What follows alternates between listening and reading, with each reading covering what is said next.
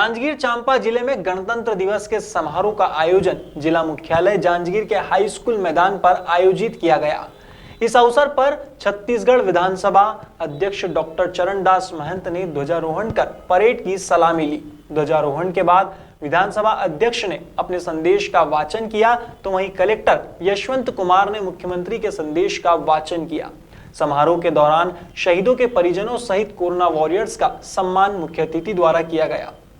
आजादी की लड़ाई को जुनून में बदलने वाले अनेक अमर शहीदों के साथ इसे निर्णायक मुकाम पर पहुंचाने वाले राष्ट्रपिता महात्मा गांधी, पंडित जवाहरलाल नेहरू, मौलाना अबुल कलाम आजाद, उस दौर के सभी नायकों और भारत माता के गुमनाम सिपाहियों को मैं सादर नमन करता हूँ।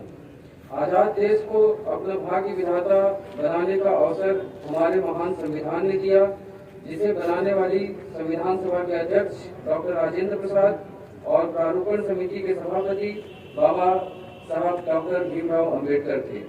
उनके साथ ही देश के विभिन्न क्षेत्रों के विचारकों और कानूनविदों ने संविधान सभा तथा विभिन्न समितियों के सदस्य के रूप में ऐतिहासिक भूमिका निभाई थी। इनमें हमारे छत्तीसगढ़ के कानूनविद भी शामिल थे। आज मैं उन सबको नमन करता हूँ।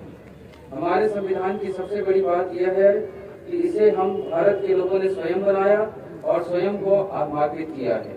इस अवसर पर डॉक्टर अंबेडकर ने कहा था, मैं महसूस करता हूँ कि संविधान चाहे कितना भी अच्छा क्यों न हो, यदि वे लोग जिन्हें संविधान को अमल में लाने का काम सौंपा जाए खराब निकले तो निश्चित रूप से संविधान भी खराब सिद्ध होगा।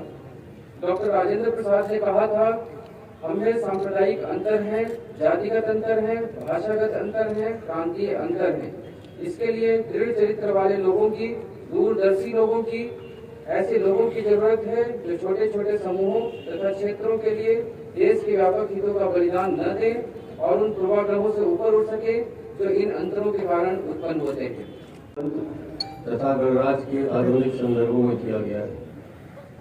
हमारे यहाँ वैशाली, कपिलवस्तु और मिथिला जैसे अनेक गणतंत्र अस्तित्व में थे। इस कारण भारत को वास्तव में गणतंत्र का जनक कहा जा सकता है। आज के दिन हम सबका संकल्प होना चाहिए कि हमारे प्रयासों और योगदान से हमारा यह गणतंत्र निरंतर मजबूत हो।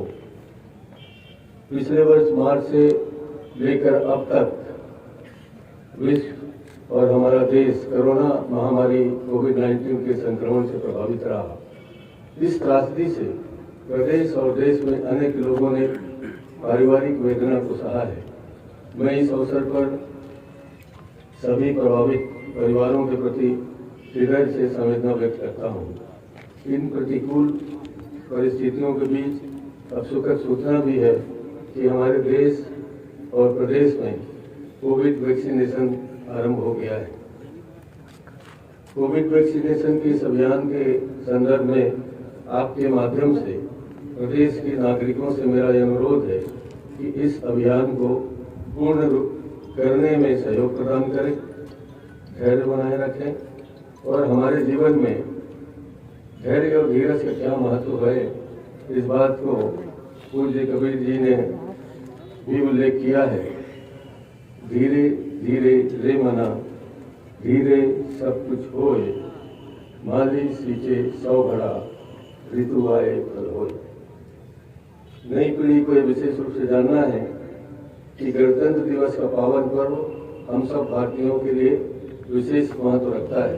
15 अगस्त 1947 को आज़ादी के उपरांत हमारा सर्वप्रथम लक्ष्य था अपने राष्ट्रीय संविधान का सृजन। देश के महान विचारकों, बुद्धिजीवियों, समाज सेवियों, राजनीतिज्ञों ने संविधान सभा में विचार विमर्श के उपरांत हमारे संविधान की रचना की और 26 जनवरी 1950 को भारतीय संविधान लागू हुआ। इस भारत का पूर्ण गणतांत्रिक राष्ट्र बना। देश को संविधान को सौंपते समय संविधान सभा इस बात को लेकर एकमत थी कि आने वाले भारत में बहुत सी परंपराएं हैं जिनसे हमें परंपराओं से स्थापित है।